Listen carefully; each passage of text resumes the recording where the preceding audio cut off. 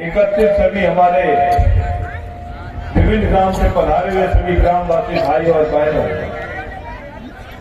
सर्वप्रथम मैं आप सभी को दोनों हाथ जोड़कर सेवा जुहार करता हूं। साथियों, कल इस अंचल में भारतीय जनता पार्टी के राष्ट्रीय अध्यक्ष जगत प्रकाश नड्डा जी की सभा हुई थी। जगत प्रकाश नड्डा जी हिमाचली ब्राह्मण हैं। पिछले 2-3 सालों से भारतीय जनता पार्टी के राष्ट्रीय अध्यक्ष हैं। उस सभा में उन्होंने क्या कहा, क्या नहीं कहा, इसका मैं ज्यादा विश्लेषण तो नहीं करूंगा, लेकिन 3 बातें जरूर कहूंगा उनके भाषण के संदर्भ में। सबसे पहली बात उन्होंने कहा कि देश के जो विपक्षी नेता हैं उनमें से आधे तो जेल में हैं, आधे बेल में हैं, लेकिन वो एक लाइन कहना भूल गए हैं कि इसके अतिरिक्त जितने बचे हुए लोग हैं जो वास्तव में भ्रष्टाचारी हैं, जो 1,500 करोड़ के भ्रष्टाचारी नहीं, 70,000 के भ्रष्टाचारी हैं। और ये भ्रष्टाचार का आरोप कोई मैंने नहीं लगाया उन विपक्षी नेताओं पर, कोई कांग्रेस पार्टी ने आरोप नहीं लगाया, किसी अन्य विपक्षी पार्टियों ने नहीं लगाया। ये जगत प्रकाश नड्डा की पार्टी ने लगाया था, भारतीय जनता पार्टी ने लगाया था, प्रधानमंत्री नरेंद्र मोदी ने लगाया था और अमित शाह ने लगाया था। और वही भ्रष्टाचारी नेता जब भारतीय जनता पार्टी में शामिल हो गए तो सारे के सारे सदाचारी नेता हो गए। तो कायदे से तो नड्डा जी को कहना चाहिए कि 10-20 विपक्षी नेता जेल में हैं, 25-50 विपक्षी नेता बेल पर हैं, और उसके बाद जितने बचे सब भारतीय जनता पार्टी में, सब भारतीय जनता पार्टी में।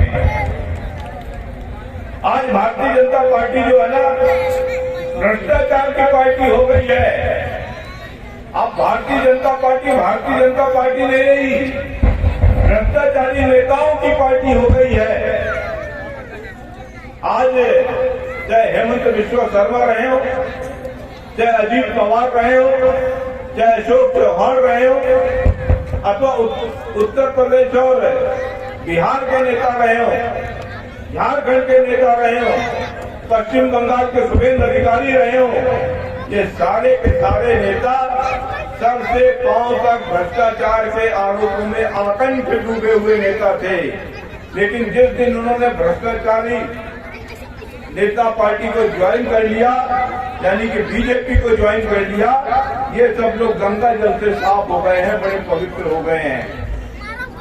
अरे जगत प्रकाश नड्डा जी, आप देश की जनता पर कितना धूल झोंकोगे, देश की जनता को कितना बरगलाओगे, देश की जनता से कितना झूठ बोलोगे। यही जगत प्रकाश नड्डा कहते हैं कि आज देश के प्रधानमंत्री नरेंद्र मोदी हैं। मोदी है तो मुमकिन है, मोदी जी की गारंटी है। यही मोदी जी 10 साल से देश के प्रधानमंत्री हैं। अब मोदी है तो मुमकिन है, तो NH-39 एक क्यों नहीं मुमकिन हुआ? 14 साल से बन रहा है, 10 साल नरेंद्र मोदी प्रधानमंत्री रह चुके हैं। इस क्षेत्र के सारे विधायक भारतीय जनता पार्टी के थे, इस क्षेत्र के सांसद भारतीय जनता पार्टी की थी, इस क्षेत्र के सूची भारतीय जनता पार्टी की बोलती थी।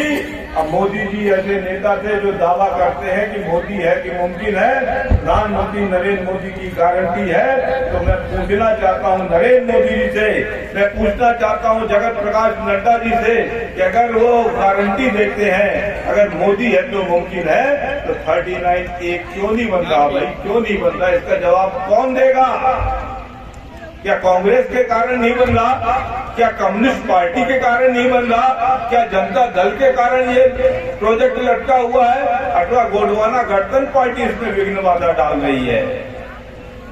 कोई इसका विरोध नहीं कर रहा है, कोई विघ्न बाधा नहीं डाल रहा है। ये केवल और केवल जो मोदी है मुमकिन का दावा करते हैं, उनकी अकर्मण्यता के कारण नहीं बना है, उनकी लापरवाही के कारण नहीं बना है, उनकी आलसपन के कारण नहीं बना है, उनके भ्रष्टाचार के कारण नहीं बना है। यही जगत प्रकाश नड्डा कहते हैं कि मोदी है तो मुमकिन है। तो बताओ रीवा से सिंगरौली रेल लाइन क्यों मुमकिन नहीं हुआ? 25 सालों से बन रहा है, 10 सालों से आपकी सरकार है, 10 सालों से आपके लोकसभा के सांसद हैं, 10 सालों से आपके विधायकगण हैं, और उस बीच में 6 साल का मेरा भी कार्यकाल रहा है। हम लोगों ने प्रयास किया है, लेकिन ये मुमकिन नहीं हुआ। कोई विधायक के कारण रोक नहीं है, कोई सांसद के कारण रोक नहीं है। हम बेचारे तो बोल सकते थे, तो यथासंभव हम लोगों ने बोला है, लिखा है, लेकिन जिसके कारण मुमकिन होना है, मोदी जी के कारण मुमकिन होना है, रेल मंत्री के कारण मुमकिन होना है, भाजपा की सरकार के कारण मुमकिन होना था, ये सारे के सारे लोग निकम्मे निकले। ये सारे के सारे लोग आकंठ भ्रष्टाचार में डूबे हुए निकले, इसलिए ये रेल लाइन कंप्लीट नहीं हुई।